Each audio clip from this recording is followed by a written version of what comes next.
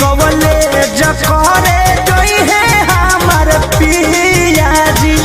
ए अम्मा जी बात बुझी ना, देवारू से भले डहलावाइले हब पिया जी, लेकिन कवले दिया कहरे जोई है हमार पिया जी।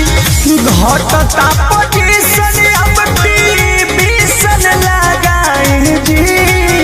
ए अम्मा जी पढ़तानी तो पढ़ाई जी। ए अम्मा जी हमारा रजऊ के पढ़ाई जी। ए अम्मा जी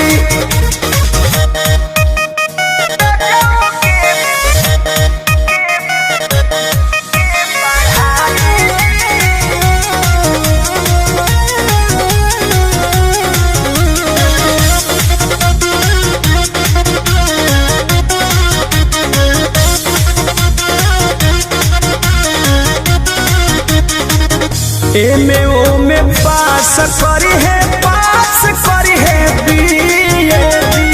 डॉक्टर कहला कटर चाहे बन जई है सीएडी। ए अम्मा जी अरे पंकज बबुआ लेखा हो गई है। एमे ओमे पास करी है बीएडी। डॉक्टर कहला कटर चाहे बन जई है सीएडी।